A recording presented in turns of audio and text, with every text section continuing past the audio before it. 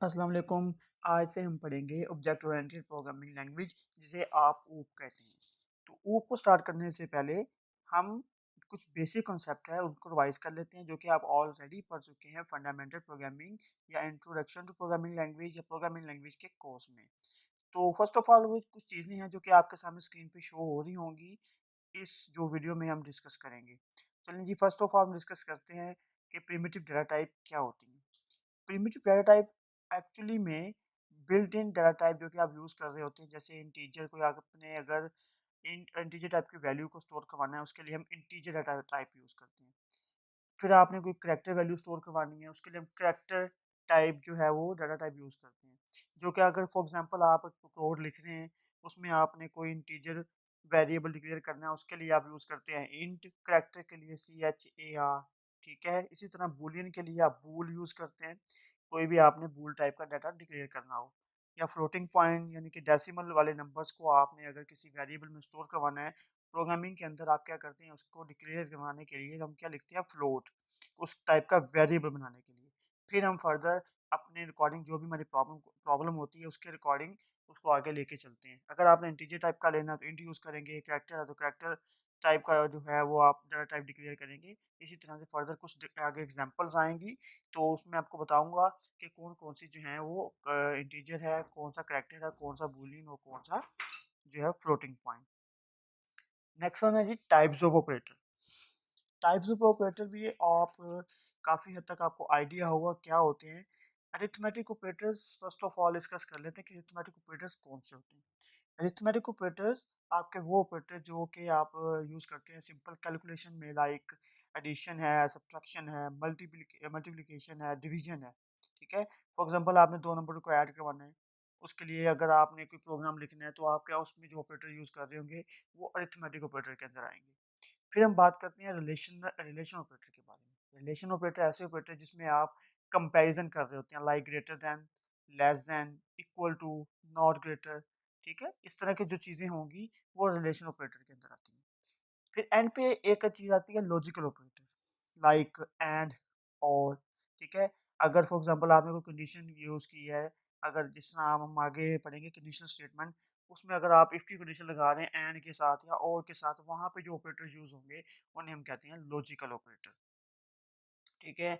Next one है जी conditional statement.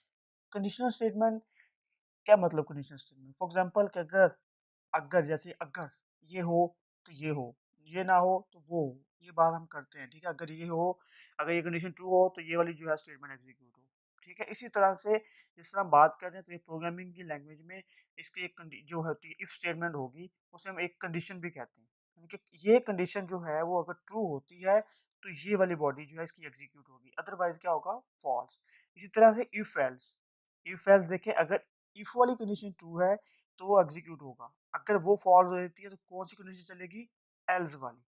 ये different examples आएंगी इनकी मैं आगे, तो उसमें आपको जो है चीज़ें क्लियर हो जाएंगी अगर आपको ये चीज़ें नहीं क्लियर। इसमें हम क्या है जल्दी जल्दी थोड़ा सा आके लेके चल रहे हैं क्योंकि ये चीज़ें आप ऑलरेडी डिस्कस कर चुके हैं। तो हम इस वीडियो में सिर्फ आपको ये थोड़ा सा रिवाइज करवा रहा हूँ बेसिक कंसेप्ट, जो कि आगे हम ऊप में इन चीज़ों को यूज़ करेंगे। नेक्स्ट है स्विच स्टेटमेंट। स्विच स्टेटमेंट उसी तरह से होती है जिस तरह से आप इफ एल्स का जो इफ एल्स से अगर इम्प्लीमेंटेशन कर रहे हैं तो वो स्विच से भी इम्प्लीमेंट कर सकते हैं। स्विच के अंदर क्या होता है, स्विच स्टेटमेंट में सिंपल हमारे पास केसेस बने होते हैं। अब इफ एल्स में देखें इन दोनों में फ़र्क क्या है? अगर इफ एल्स है और स्विच स्टेटमेंट आप यूज़ करें। इफ एल्स में ये होगा, अगर आपने इफ एल्स की जो है कंडीशन लगाई हुई है तो क्या होगा, बारी-बारी हर स्टेटमेंट को चेक कर रहा होगा, ठीक है। इफ की कंडीशन पे जाएगा, फिर इफ एल्स की जाएगा, उसका यानी कि हर कंडीशन को चेक करेगा। स्विच में क्या होगा, स्विच में जो आपकी इनपुट आई, उसके मुताबिक सिर्फ़ वो वाला केस जो होगा वो उसको जाके एग्ज़ीक्यूट करेगा, बाकी किसी भी केस पे जाके यानी कि किसी भी कंडीशन को जाके वो चेक नहीं करेगा। इससे क्या होगा, जो कम्प्लेक्सिटी होगी, जो हमारी वो कम्प्लेक्सिटी होगी वो कम आएगी, यानी कि टाइम कम्प्लेक्सिटी की अगर हम बात करें, तो हमारा प्रोग्राम जो है वो जल्दी एग्ज़ीक्यूट होगा, ठीक है। इफ एल्स में क्या होगा, one by one her condition को वो चेक कर रहा होगा, लेकिन स्विच के केस में ऐसा नहीं होता। अब देखिए ये आपके पास एक एग्ज़ाम्पल जो है आपकी स्क्रीन पे विज़िबल होगी आपके सामने भी, जिसमें इफ स्टेटमेंट का थोड़ा-सा बताया हुआ है। इसमें एक प्रोग्राम है जो कि हम जिसमें फाइंड कर रहे हैं कि कौन-सा नंबर ग्रेटर है। अब यहाँ पे देखिए जिस तरह मैंने आपको स्टार्ट में बताया था कि हम आगे डिस्कस करेंगे कि प्रिमिटिव डाटा टाइप कौन-सी होती हैं, किस तरह जो है हम उसको यूज़ करते हैं। यहाँ पे देखिए लिखा हुआ है int x is equal to 20। अब हमने क्या किया है, हमारे पास इंटीजर वेरिएबल है, ठीक है? हम चाहते थे कि इंटीजर डाटा है, अब उनको हमने कंपैरिज़न करवाना है। अगर इंटीजर डाटा है, तो उसके लिए हमने क्या किया, इंट टाइप का एक वेरिएबल बनाया, उसके अंदर वैल्यू को स्टोर करवा दिया। इंट उसके लिए यूज़ हुआ। फिर हमने क्या किया इसी तरह y के साथ, फिर हमने एक इफ की कंडीशन लगाई। अगर x ग्रेटर है y से, अब ये ग्रेटर देन का जो सिंबल है, ये रिलेशन ऑपरेटर के अंदर आएगा, ठीक है? अब यहाँ पे देखिए रिलेशन ऑपरेटर यानी कि ऑपरेटर्स भी आपके आ गए और आपके जो प्रिमिटिव डाटा टाइप्स हैं वो भी थोड़ी सी क्लियर होगी कि वो क्या होती हैं और ऑपरेटर्स की जो हम बात कर रहे थे उनका भी थोड़ा सा आपको आइडिया हो गया। यानी कि रिवाइज हो गया, पहले ये चीज़ें आप कर चुके हैं तो मैं आपको बार-बार इसलिए बता रहा हूँ कि ये चीज़ें हम सिर्फ रिवीजन के लिए कर रहे हैं ताकि हम ऊप में आगे इसको फर्दर यूज़ कर सकें जो कि आप पहले पढ़ चुके हैं। देन अब जो अगर ये कंडीशन ट्रू होती है तो सिंपल आपको बता देगा, आपके पास आउटपुट आएगी x is greater then y, ठीक है? अब यहाँ पे देखें x की वैल्यू 20 है, y की 18 है, तो मतलब क्या है x जो है वो ग्रेटर है। तो आपके पास जो इसकी बॉडी एग्जीक्यूट होगी, तो क्योंकि x ग्रेटर है तो मतलब इस कंडीशन ट्रू है। तो जब कंडीशन ट्रू होगी तो मतलब इसके अंदर जो स्टेटमेंट है वो एग्जीक्यूट होगी और इसकी आउटपुट कुछ इस तरह से आएगी, x is greater then y, ठीक है? अब नेक्स्ट चलते हैं इफ एल्स स्टेटमेंट। अब यहाँ पे देखिए, अब हमने पिछले केस में बात की, इफ के केस में यहाँ पे देखिए सिर्फ एक अगर तो 20 यानी कि ग्रेटर है 18 से बता देगा, अगर ग्रेटर नहीं होगा तो फिर क्या होगा? सारी सी बात उस चीज़ को भी हमने हैंडल करना है ना, उसके लिए क्या यूज़ करते हैं इफ एल्स, अगर ये नहीं तो दूसरी कंडीशन। अब देखिए यहाँ पे इंट एक्स में वैल्यू कर दी हमने 20, वाई में 30, X greater than Y, no, X is greater than Y, no, ठीक है? मतलब ये कंडीशन फॉल्स होगी। अब वो इस स्टेटमेंट को एग्जीक्यूट नहीं करेगा, अब वो एल्स वाले पार्ट में जाएगा। उसमें जाके क्योंकि वो कंडीशन फॉल्स होगी, अब यहाँ पे कंडीशन कोई नहीं है, ठीक है? इसमें कंडीशन कोई नहीं है तो उसमें जाके उसको एग्जीक्यूट कर देगा कि y is greater then x। अगर हमारे पास यहाँ पे 3 से 4 नंबर होते, x 20 है, y 30 है, z 40 है, तो मतलब यहाँ पे हम क्या करते हैं फिर एल्स के साथ भी कंडीशन लगाते हैं, यानी कि इफ एल्स के साथ इफ लिखते हैं, फिर हम साथ कंडीशन लगाते हैं कि y ग्रेटर देन z, ठीक है? नो, अगर नहीं है तो बता देगा कि नहीं ग्रेटर, फिर क्या करेंगे हम एल्स एक कंडीशन लगेगी एल्स z इज ग्रेटर। अब यहाँ पे अगर हम 3 नंबर हम बात कर रहे हैं तो मतलब x greater than y and x greater than z। अगर दोनों से ग्रेटर होगा तो फिर हम कहेंगे ना x is greater then y और z।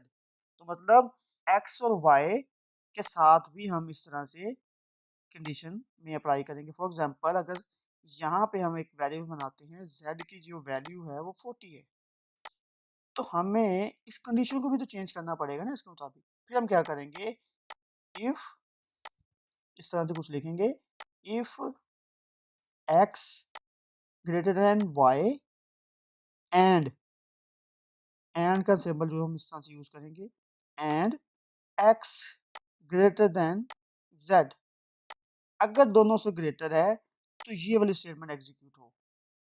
अब ये देखिए ये वाला जो ऑपरेटर है ये क्या है, ये लॉजिकल ऑपरेटर, एंड और अगर यानी कि और का मतलब ये होगा कि अगर ये ट्रू, अगर दोनों में से कोई भी कंडीशन ट्रू हो जाती है, x ग्रेटर है y से और x ग्रेटर है z से, दोनों में से अगर किसी भी y और z से दोनों में से वैल्यू x की ग्रेटर तो सो एग्जीक्यूट होगी। अब एंड के केस में क्या होगा, यहाँ पे लाजमी हो जाएगा कि दोनों ग्रेटर हो y से भी और z से भी x की वैल्यू, तो वो एग्जीक्यूट होगी, ठीक है?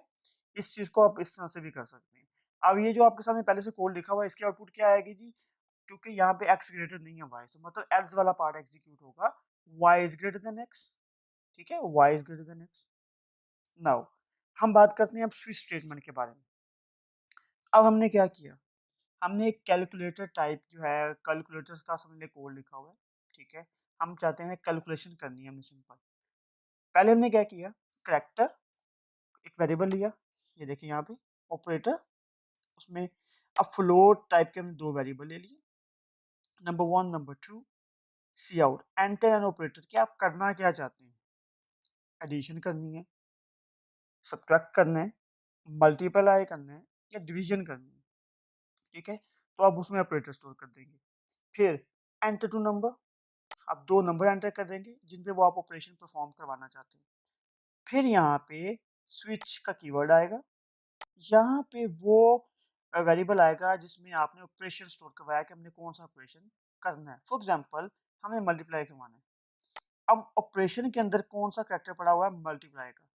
तो वो केस क्या करेगा? सिंपल इस केस पे जाके उसको एग्जीक्यूट करेगा। ठीक है? तो क्या करेंगे कि दोनों को आपस में नंबर 1 मल्टीप्लाई नंबर 2 मल्टीप्लाई करवा देंगे और वो ब्रेक कर देगा और इस केस से बाहर आ जाएगा, आपके पास आउटपुट आ जाएगी। अगर आप क्या करेंगे इनके अलावा कोई ऑपरेटर एंटर कर देते हैं तो आपके पास वो डिफ़ॉल्ट केस जो है वो एग्ज़ीक्यूट होगा ये वाला, तो बता देगा the operator is not correct कि जो ऑपरेटर हमने आपको बताए हैं, आपने वो वाला ऑपरेटर एंटर नहीं किया, तो मतलब वो उसमें सिंपल आपको एरर शो कर देगा। अब देखिए यहाँ पे फॉर एग्ज़ाम्पल हमने क्या किया एंटर ऑपरेटर हमने सब्ट्रैक्ट का ऑपरेटर जो है वो एंटर कर दिया। हमने पहले फर्स्ट वेरिएबल में वैल्यू स्टोर करवाई 5, नेक्स्ट में 2, फिर हमने उसका रिज़ल्ट कैलकुलेट किया तो हमारे पास 3 आ गया। ये है जी स्विच स्टेटमेंट का सिंटैक्स है, किस तरह से इसकी वर्किंग होती है, ठीक है? अब हम बात करते हैं रेपिटेशनल स्ट्रक्चर के बारे में। रेपिटेशनल स्ट्रक्चर क्या मतलब रेपिटेशनल स्ट्रक्चर? अब देखिए अगर फॉर एग्ज़ाम्पल हमने एक चीज़ को बार-बार लिखना हो, अगर मैंने फॉर एग्ज़ाम्पल लिखना जी एक चीज़ है मेरे पास आ आई एम जैसे कोई आपको अपना नाम प्रिंट कराना हो, ठीक है? या जी आपने कोई और चीज़ प्रिंट करवा कुछ भी प्रिंट करवाना हो, ठीक है? आई लव माय कंट्री अगर आप चाहते हैं कि इसको 5 टाइम प्रिंट करवाना चाहते हैं। आप आप चाहते हैं कि उसको मैं एक दफ़ा लिखूँ और 5 टाइम प्रिंट हो जाए। तो वहाँ पे हम कहते हैं रेपिटेशनल स्ट्रक्चर यूज़ कर लो। तो वो 3 तरह के होते हैं, while loops, do while loop, for loop. अब लाज़मी नहीं है कि सिर्फ़ ये चीज़ें प्रिंट करवानी है। अब फॉर एग्ज़ाम्पल आप इसको इस तरह भी ले सकते हैं कि हमने 2 का टेबल प्रिंट करवाना है। अगर आप ये चीज़ नहीं यूज़ करते, आपको क्या करेंगे हर लाइन को 1 बाय 1 यानी कि 2 वन्स आर 2, 2 को 1 के साथ मल्टीप्लाई कराओ, फिर 2 को 2 के साथ मल्टीप्लाई कराओ, फिर 2 को 3 के साथ मल्टीप्लाई करवाओ। ठीक है? 1 बाय 1 तो आपके पास आउटपुट आ रही होगी। अगर आप 1 बाय 1 नहीं लिखना चाहते, आपने लिखा सिर्फ़ एक लाइन लिखी है और आप वहाँ पे लूप यूज़ कर लें, तो वो क्या होगा, खुद ब खुद ही आपका रिज़ल्ट जो है वो कैलकुलेट होता जाएगा। क्योंकि एक चीज़ अगर बार-बार रिपीट हो रही हो, तो वहाँ पे हम क्या करते हैं, लूप्स यूज़ कर लेते हैं। चलिए इनको 1 बाय 1 डिस्कस करते हैं। अब ये देखिए, मैंने क्या किया, मैं चाहता हूँ 1 टू 5 जो नंबर है मैंने प्रिंट करवाने हैं। सिंपल हम यहाँ पे क्या कर रहे हैं, एक तो मैं आपको सिर्फ़ सिंटैक्स रिवाइज़ करवा रहा हूँ। एक तो कि किस तरह से जो है वो चीज़ें आपने इनको जो है इम्प्लीमेंट करना है। पहले हमने थोड़ा-सा प्रिमिटिव डाटा टाइप देखा, फिर हमने इफ जो है कंडीशनल स्टेटमेंट के सिंटैक्स को डिस्कस किया।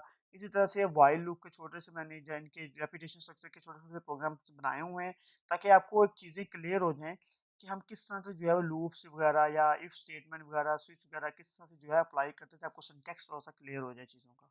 ठीक है? अब हमने क्या किया, int i is equal to 1, I में 1 स्टोर करवा दिया।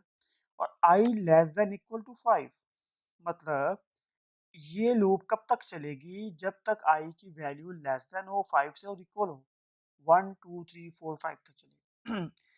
उसके बाद हमने क्या किया, सी आउट आई प्रिंट करवा दिया simple. Cout I first time पे i क्या था 1, फिर हमने इंक्रीमेंट कर दिया i की वैल्यू 2 हो गई, चेक करेगा कंडीशन ट्रू, ठीक है जी, प्रिंट होती जाएंगी जब तक इसमें 5 नहीं आ जाता।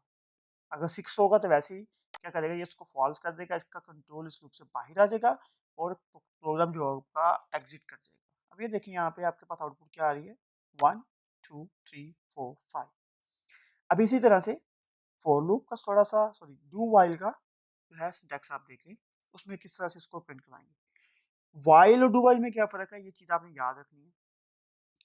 अगर आपकी कंडीशन फर्स्ट टाइम पे फॉल्स है तो क्या होगा, डू व्हाइल लाज़मी एग्ज़ीक्यूट होगी, ट्रू हो या फ़ाल्स हो फर्स्ट टाइम पे लाज़मी एग्ज़ीक्यूट होगी। लेकिन व्हाइल के केस में अगर आपकी कंडीशन फर्स्ट टाइम पे ही फ़ॉल्स है, मगर फॉर एग्ज़ाम्पल आई की वैल्यू मैं 6 रख दूँ स्टार्ट में, कंडीशन क्या होगी आपकी, फ़ॉल्स होगी, नहीं एग्ज़ीक्यूट होगा, ठीक? लेकिन व्हाइल जो है, डू व्हाइल जो है, अगर आपकी वैल्यू स्टार्ट में आई इज़ इक्वल टू 6 है, अब देखिए वो क्या करेगा, सिंपल डू में जाएगा, सी आउट करेगा आई को, फिर प्लस प्लस करेगा, मतलब आई की वैल्यू 7 होगी। फिर वो उसको चेक करेगा और कर देगा जी कंडीशन फ़ॉल्स। अब यहाँ पे क्यों ऐसा हो रहा है? क्योंकि यहाँ पे पहले कंडीशन चेक हो रही है व्हाइल लूप के अंदर, डू व्हाइल में आपकी कंडीशन जो है वो एंड पे चेक होती है यहाँ पे। इस वजह से हमारे पास जो है यहाँ पे लाज़मी एक दफ़ा जो है वो स्टेटमेंट एग्जीक्यूट होगी, जो डू व्हाइल की बॉडी होगी, जो भी आपने इसके अंदर लिखा हो वो लाजमी एक दफ़ा एग्जीक्यूट होगा, क्योंकि इसकी कंडीशन एंड पे चेक हो रही है। वो ट्रू हो या फॉल्स हो, लाजमी एक दफ़ा तो एग्जीक्यूट होगी ही होगी। ट्रू है तो वो ज़ाहिर सी बात चलता ही जाएगा।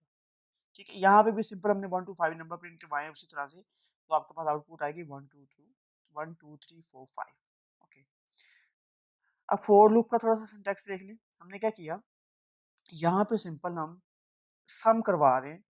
ठीक है, कोई भी यहाँ पे हमने लगाया हुआ है जी, enter a positive number enter करते जाएं और आपके पास जो है वो सम होता जाएगा। ठीक है, अब देखें जी, हमने ये तो सिंपल वेरिएबल बना लिए, इनके आपको पता चल गया, ये इनपुट ले ली यूजर से। फिर हमने क्या किया, int count is equal to 1 है। ठीक है, काउंट लेस देन 5 नम, यानी कि क्या किया, कोई भी पॉजिटिव नंबर एंटर कर दिया कि जहां तक आप उसका सम करवाना चाहते हैं। फॉर एग्जांपल कि मैंने कहा जी 10, पहले जो 10 जो है नंबर हैं 10 तक उनका सम मुझे चाहिए। 1 प्लस 2 2 प्लस 3 एंड 3 प्लस 4 4, इसी तरह से जो टोटल आपके पास आउटपुट है वो एंड पे आकर डिस्प्ले हो जाएगा, यानी कि 1 प्लस 2 3, 2 प्लस 3 5। ठीक है, और इसी तरह से 5 प्लस 4 9 हो जाएगा हमारे पास। 1 प्लस 2 3, और उसके बाद 3 प्लस 3 6, 6 प्लस 4 कितने हो गए हमारे पास 10। इसी तरह कंटिन्यू तो एंड तक चलता जाएगा, आपस में एक दूसरे को ऐड करता जाएगा, जो आपके पास फाइनल आउटपुट आएगी वो डिस्प्ले हो जाएगी। ठीक है, अब देखिए यहाँ पे क्या हो रहा है, कोई फॉर एग्जांपल मैंने यहाँ पे 10 एंटर कर दिया, प्लस प्लस काउंट, यहाँ पे क्या होगा, सम प्लस काउंट। सम में पहले 0 वैल्यू थी, यहाँ पे जब फर्स्ट टाइम पे लूप चलेगा हमारा तो वैल्यू 1 होगी, सम में वैल्यू आ गई 1। नेक्स्ट टाइम पे इंक्रीमेंट हो गया, 2 हो गई वैल्यू, 1 प्लस 2 हो जाएगा। ठीक है, 3 हो जाएगा, फिर इस तरह से 3 प्लस 2 हो जाएगा, 5 हो जाएगा। ठीक, और फिर 3 प्लस 3, इस तरह से जो है वो एक जो भी आपके पास नंबर आता जाएगा उनको आपस में ऐड करता जाएगा, आपके पास फाइनल आउटपुट आ जाएगी। यहाँ पे बेसिक मकसद क्या था, सिंपल आपको सिंटैक्स बताना था कि फॉर लूप किस तरह से इंप्लीमेंट हो रही है। पहले फॉर का कीवर्ड, अब यहाँ पे इसी के अंदर देखें, इनिशियलाइजेशन, कंडीशन और इंक्रीमेंट एक ही लाइन के अंदर आप कर रहे हैं फॉर लूप में। व्हाइल लूप में क्या कर रहे थे, पहले डिक्लेरेशन, फिर व्हाइल में कंडीशन, और उसकी बॉडी के अंदर आपका जो है इंक्रीमेंट। डू व्हाइल में भी इसी तरह से डिक्लेरेशन, बॉडी में इंक्रीमेंट, और एंड पे जो है उसकी कंडीशन। लेकिन फॉर लूप के केस में आपने क्या किया, एक ही लाइन में पहले इंट यानी कि डिक्लेरेशन कर दी, कंडीशन लगा दी और इंक्रीमेंट कर दिया। फिर जो आप यहाँ पे जो भी आपने परफॉर्म करना है, एडिशन करनी है, सब्ट्रैक्ट करना है, जो आपने मल्टीप्लाई करवाना है, कुछ भी करना है, मतलब प्रिंट करवाना है, डिस्प्ले करवाना है स्क्रीन के ऊपर, एनीथिंग, तो आप क्या करेंगे, इसके अंदर, इसके अंदर जो ब्रैकेट्स हैं इनके अंदर आप लिखेंगे, तो वो कैलकुलेट होगा फॉर की बॉडी के अंदर। ओके, उसके बाद इस ब्रैकेट से बाहर आके जो आपका फाइनल सम आएगा यहाँ पे उनको डिस्प्ले करवा दिया। अब यहाँ पे देखें, एंटर पॉजिटिव इंटीजर 15 एंटर किया, 15 तक जो भी हमारे पास आपस में ऐड होने के बाद जो फाइनल रिजल्ट आया 120 उसको डिस्प्ले कर दिया। ठीक है, अब हम थोड़ी सी बात कर लेते हैं एरे के बारे में। एरे को थोड़ा सा डिस्कस करते हैं कि एरे है क्या, क्यों यूज करते हैं हम एरे। पहले तो क्वेश्चन ये होगा ना, हम एरे क्यों यूज करते हैं, what is array. Next one, what is array, first question, and why we use. देखिए एरे का मतलब क्या है कि हमने फॉर एग्जांपल को मल्टीपल वैल्यूज को स्टोर करवाना है। अब मल्टीपल वैल्यूज का क्या मतलब है यहाँ पे, अब देखिए हमने फॉर एग्जांपल मैंने को 5 वैल्यू स्टोर करवानी होती थी इंटीजर टाइप की, मैंने इंट लिखा, इसी तरह से इंट लिखा, फिर मैंने उसके लिए 5 वेरिएबल बनाए, A B C D and E, फिर वन बाय वन इनको मैंने वैल्यू असाइन की, यानी कि 5 वेरिएबल बना दिए इंटीजर टाइप के, उसमें क्या किया, मैंने वैल्यूज को स्टोर करवा दिया। अब इस चीज को अवॉइड करने के लिए हमने क्या किया, एरे को यूज कर लेते हैं। अब एरे क्या करेगी यहाँ पे, एरे क्या करती है कि मल्टीपल वैल्यूज को स्टोर करती है सिंगल वेरिएबल में। अब यहाँ पे देखें ना, आपने 5 वेरिएबल बनाए हुए हैं। ठीक है, मैंने कहा जी हमने एक वेरिएबल के अंदर सबको स्टोर करवा सकते हैं, लेकिन यहाँ पे हम एरे यूज करेंगे। अब एरे किस तरह से यूज करेंगे, उसका सिंटैक्स क्या होता है, देखें, सिंपल उसी तरह से इंट, अगर इंटीजर टाइप की एरे बनानी है, अगर आपने फ्लोट टाइप की बनानी है तो फ्लोट लिखेंगे, अगर कोई कोई भी करैक्टर टाइप की बनानी है तो करैक्टर लिखेंगे। यानी कि जिस टाइप का आपने डाटा स्टोर करवाना है, उस टाइप की आप जो है वो टाइप लिखेंगे यहाँ पे। फिर आपने क्या करना है, यहाँ पे उसका नेम देंगे और फिर इस तरह से ब्रैकेट। ब्रैकेट में क्या करेंगे, आप उसका साइज़ देंगे, जितने साइज़ की आपने एरे बनानी है, ठीक है? अब एरे क्या करेगी, अब एरे में वैल्यूज़ किस तरह स्टोर होंगी पहले तो, ये देखिए इस तरह से फॉर एग्ज़ाम्पल आपके पास एरे बन जाएगी 0, 1, 2। अब देखिए 0 मतलब फर्स्ट इंडेक्स आपका होगा 0 से स्टार्ट होगा, 1 फिर 2, 3 एंड 4। अब इसमें क्या हो रहा है, अगर कोई फर्स्ट वैल्यू पहली वैल्यू स्टोर होगी वो 0 इंडेक्स पे होगी, फिर नेक्स्ट वैल्यू 1 पे होगी, इंडेक्स पे 2 पे, 3 पे, 4 पे। इस तरह से आपकी 5 वैल्यू जो है वो स्टोर हो जाएंगी एरे में। लेकिन यहाँ पे एक चीज़ याद रखनी है, अगर आपने इन टाइप की जो है वो एरे बनाई है, सिर्फ इंटीजर टाइप की वैल्यूज़ स्टोर होंगी। इसके अलावा कोई भी और वैल्यू स्टोर नहीं हो सकती। ठीक है? अब आगे चलते हैं, इसको थोड़ा-सा देखते हैं सिंटैक्स इसका कि किस तरह से जो हम इसको यूज़ कर सकते हैं। हमने क्या किया, दैट इंटीजर टाइप की जो है वो एरे बनाई, उसमें हमने 5 वैल्यू स्टोर करवा दी, 7, 5, 6, 12 एंड 35। फिर हमने उसको प्रिंट करवाना था। देखिए, एक तो तरीका ये होता है, अगर आप 1 बाय 1 इसको करवाना चाहते हैं, आप करवा सकते हैं। जैसे यहाँ पे मैंने लिखा नंबर आई ब्रैकेट के साथ। अगर आप ये लूप नहीं यूज़ करते, फॉर एग्ज़ाम्पल यहाँ पे ये अगर लूप नहीं हमने यूज़ किया हुआ, फिर हम क्या करेंगे, नंबर आई की जगह पे 0 फर्स्ट टाइम पे नंबर के साथ, तो 0 इंडेक्स के ऊपर जो वैल्यू पड़ी होगी 7 होगी, वो प्रिंट हो जाएगी। फिर 1 के ऊपर अगर प्रिंट करवाना है 1, फिर 6 1, 2, 3, 4। अब लूप में वही काम हो रहा है ना कि हमने एक दफ़ा लिखा है, वो हमारे पास उसी तरह से हम डिस्प्ले होके आ जाएँगे। अब लूप का तो आपको पता चल गया। फर्स्ट टाइम पे आई 0 है, क्योंकि आई 0 से स्टार्ट हो रहा है, तो 0 इंडेक्स पे जो वैल्यू होगी वो प्रिंट हो जाएगी। नेक्स्ट टाइम पे जब इंक्रीमेंट होगा, आई की वैल्यू 1 हो जाएगी, फिर 1 पे जो वैल्यू होगी वो हमारे पास प्रिंट हो जाएगी, जैसे कि 5। अब यहाँ पे देखिए आपके पास आउटपुट जो आ रही है 7, 5, 6, 12, 35। ठीक है?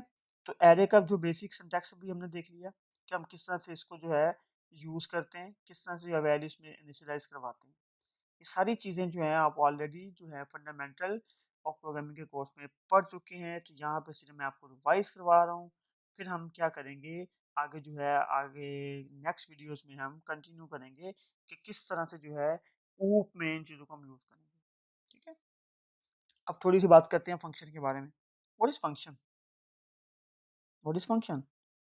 एक्चुअली में फंक्शन है क्या?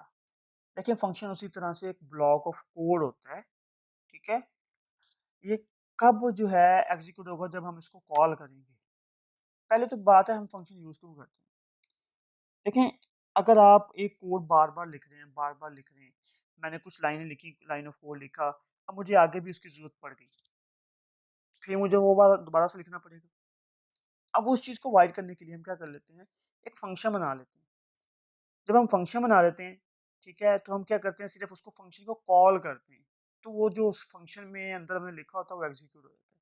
अब फॉर एग्ज़ाम्पल हमने क्या करना है, 2 नंबर का सम करवा रहे हैं, ठीक है?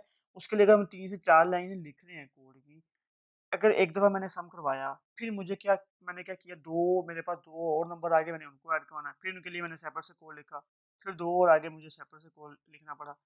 अब जब ये अगर देखें हम बार-बार हम इसको कोड लिखना पड़ रहा है, तो क्यों ना हम उसके लिए एक फंक्शन बना लें। जब हम फंक्शन बनाएँगे, तो वो जो 3 से 4 लाइनें आप बार-बार लिख रहे हैं, तो वो हमें लिखने की ज़रूरत नहीं पड़ेगी। हम क्या करेंगे, सिंपल उस फंक्शन को कॉल करेंगे और हमारा काम हो जाएगा। फॉर एग्ज़ाम्पल जैसे आप यहाँ पे देखें, मैंने क्या किया, मैंने प्रिंट करवाना था hello world. Hello world print करवाने के लिए हमने सिंपल क्या किया, मेन में जाके कॉल कर दिया फंक्शन हेलो। अब ये हेलो कहाँ से आया? इसके लिए हमें एक फंक्शन बनाना पड़ेगा हेलो के नाम से, यानी कि जो नाम लाज़मी नहीं हेलो, जो मर्ज़ी नाम आप यहाँ पे रख सकते हैं, फिर उस नेम से आप में वो मेन में कॉल करना पड़ेगा। अब यहाँ पे क्या करेंगे, वाइड हेलो, उसके साथ ये पैरेंथेसिस और ये उसकी बॉडी के लिए ब्रैकेट्स, यहाँ पे आपने उसमें सिंपल प्रिंट करवा दिया। ये फंक्शन का सिंटैक्स है। अब ये वाइड क्या है? वाइड टाइप है, किस टाइप का फंक्शन बनाना चाहते हैं। वाइड का मतलब ये होगा कि वो कोई भी टाइप यानी कि कोई भी चीज़ आपको रिटर्न नहीं करेगा। अगर वाइड की जगह पे मैं इंट लिख देता हूँ, फिर वो क्या करेगा आपको कोई चीज़ रिटर्न कर रहा होगा। अगर वॉइड के अलावा कोई लिखते हैं, लिखते हैं, इंटीजर लिखते हैं, फ्लोट लिखते हैं, बूलियन लिखते हैं, तो उस टाइप का आपको डाटा रिटर्न कर रहा होगा। तो वो हमेशा वहाँ पे यहाँ पे आपको वो रिटर्न का कीवर्ड लिखना पड़ेगा। फिर कोई अगर वेरिएबल आपने यूज़ किया तो वो सिंपल उसको रिटर्न करवा देंगे और फिर उसके मुताबिक जो होगी आपकी आउटपुट आ जाएगी। ठीक है? तो ये फंक्शन का बेसिक सिंटैक्स है। स्टार्टिंग लेवल पे आपको बता रहा हूँ किस तरह जो हम फंक्शन बनाते हैं और किस तरह से हम इसको कॉल करते हैं। फंक्शन के अंदर हम पैरामीटर भी जो है वो पास कर सकते हैं। अगर मेन में मैंने कहा जी एंटर अ नंबर, नंबर जो है हम फंक्शन को पास करना, तो यहाँ पे हम इस पैरेंथेसिस के अंदर क्या करेंगे, एज़ अ आर्गुमेंट इसको पास करेंगे इस फंक्शन में। फिर हम इसके फंक्शन में जब पास करेंगे तो इधर भी ज़ाहिर सी बात हमें लिखना पड़ेगा हेडर के अंदर। अब फंक्शन हेडर क्या है? ये फंक्शन हेडर है। अब ये फंक्शन की बॉडी है और ये हम फंक्शन कॉल कर रहे हैं। ठीक ठीक है। अब इसकी आउटपुट किस तरह आएगी आपके पास? सिंपल जब हमने लिखा ना हेलो तो हमारे पास लिखा हुआ आ जाएगा हेलो वर्ल्ड। अब यहाँ पे देखें सिंपल हमें क्या करना पड़ेगा बार-बार अगर आपने इसको प्रिंट करवाना है आप लिखते जाएँ हेलो, हेलो, हेलो। तो वो अगर आप कॉल कर रहे हैं फंक्शन को तो हमारे पास मल्टीपल टाइम्स वहाँ पे लिखा हुआ आ जाएगा हेलो वर्ल्ड। ओके। फिर हम बात करते हैं फंक्शन की जैसे कि अभी मैं आपको बता रहा था कि हम उसको आर्गुमेंट भी पास कर सकते हैं। फंक्शन को जो है हम आर्गुमेंट 2 तरीकों से पास कर सकते हैं। मतलब 2 वे होते हैं उसको पास करने के। Function passing argument by value and passing argument by reference. पहले इसको देख लेते हैं कि बाय वैल्यू किस तरह से पास करते हैं और बाय रेफरेंस जो है वो किस तरह से पास करते हैं। फिर हम डिस्कस करेंगे इन दोनों में डिफरेंस क्या है। ठीक है? पहले हम बात करते हैं जी बाय वैल्यू। मतलब क्या है बाय वैल्यू का? देखें, मेन के अंदर हमने क्या किया, 2 वेरिएबल बनाए, एक इंटीजर टाइप का, एक डबल टाइप का। ठीक है?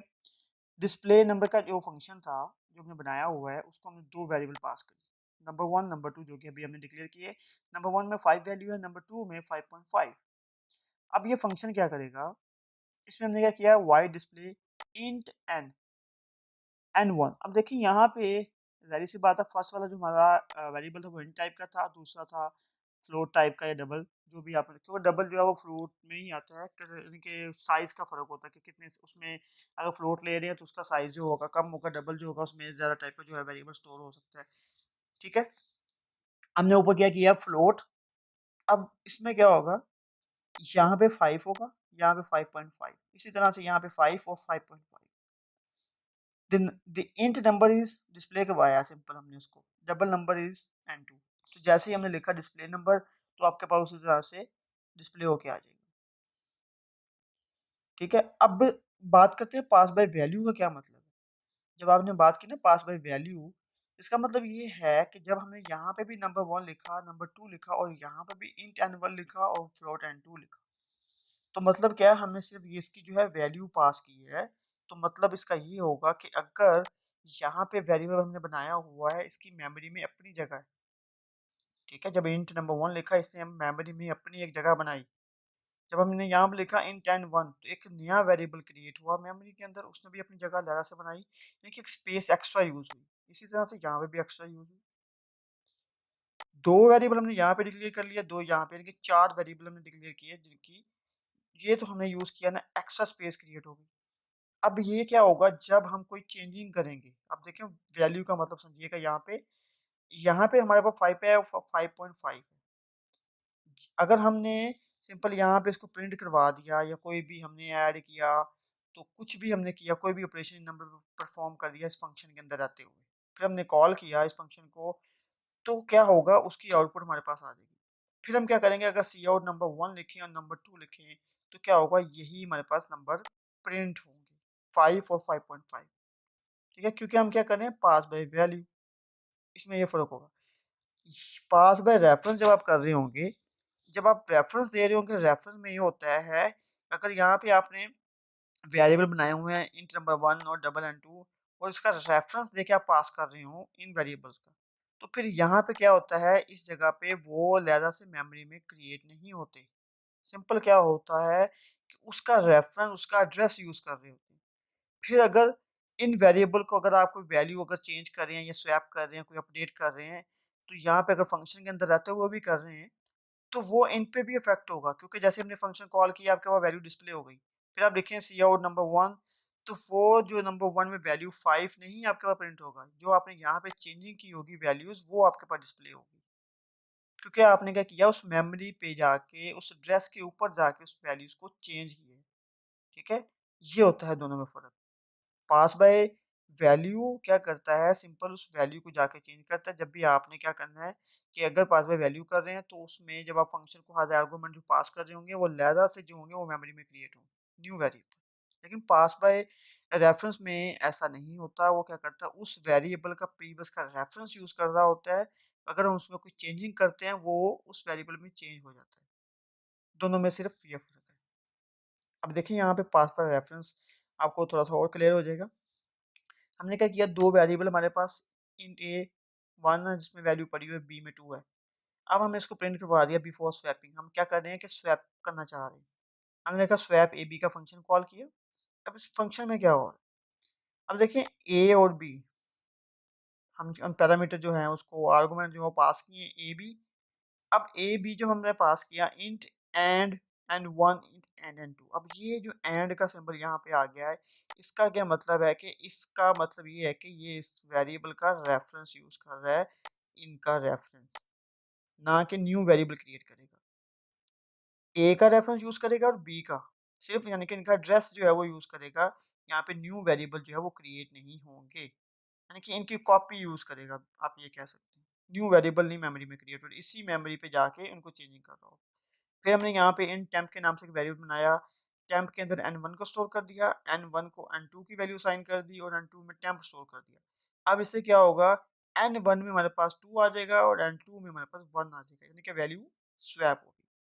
अब मैंने कहा था जब हम अगर बार बार रेफरेंस कर रहे होंगे तो क्या होगा, अगर हमने उस फंक्शन में कोई वैल्यू चेंज की है तो वही वैल्यू प्रिंट होगी, ना कि ये वाली वैल्यूज प्रिंट होगी। फिर हमने क्या किया, ए को प्रिंट करवाया और बी को प्रिंट करवाया। अब यहाँ पे तो वैल्यू आ रही होगी 1 और 2, लेकिन यहाँ पे वैल्यू हमारे पास आएगी 2 और 1। यहाँ पे 2 और 1 आएगी, ठीक है। लेकिन यही अगर हम बात करते हैं ना pass by value, pass by value में अगर यहाँ पे हम सिंबल ये वाला एंड वाला नहीं यूज करते तो यहाँ पे तो क्या रिजल्ट आता, यहाँ पे तो हमने उसको चेंज किया। अगर आप यहाँ पे इसको प्रिंट करवा लेते तो वैल्यू यहाँ पे आपको चेंज होती हुई नजर आती। लेकिन जैसे ही हम ये वाली लाइन इसको एग्जीक्यूट करते तो वही जो पिछली वाली वैल्यूज का रिजल्ट पड़ा हुआ था 1 और 2 वही आना था 1 और 2। लेकिन पास बाय वैल्यूज में, सॉरी पास बाय रेफरेंस में ऐसा नहीं होगा, क्योंकि मेमोरी पे जाके उसके एड्रेस पे जाके उसको अपडेट कर रहा है तो वहाँ पे भी वो वैल्यू का जो होगा वैल्यूज पड़ी होंगी वो भी चेंज होंगी। देखिए यहाँ पे इसकी आउटपुट तो आपको क्लियर हो जाएगा थोड़ा सा और। देखिए ए में 1 था, बी में 2 था। आफ्टर जब हमने स्वैप किया ए 2 हो गया और बी 1 हो गया। ये होता है पास बाय रेफरेंस में फ़र्क। पास बाय वैल्यू में अगर करते हैं इसी तरह से, सिर्फ यहाँ पे अगर आप एंड हटा कर देखें, ये खुद से ट्राई कीजिएगा तो और ज़्यादा क्लियर हो जाएगा। फिर आप देखेंगे पास बाय वैल्यू में जिसका रिजल्ट आ रहा होगा तो यही वाला जो प्रीवियस रिजल्ट है यहाँ पे शो हो रहा होगा, ए की वैल्यू 1 होगी और बी की 2 होगी। जी आज के लिए इतना ही। तो नेक्स्ट वीडियो में इंशाल्लाह हम डिस्कस करेंगे स्ट्रक्चर क्या हैं और स्ट्रक्चर को हम किस तरह से यूज़ करते हैं। फिर हम बात करेंगे क्लासेस के बारे में थोड़ी सी, और फिर हम डिस्कस करेंगे स्ट्रक्चर और क्लास में डिफरेंस क्या। तो मिलते हैं नेक्स्ट वीडियो में, तब तक के लिए अल्लाह हाफिज़।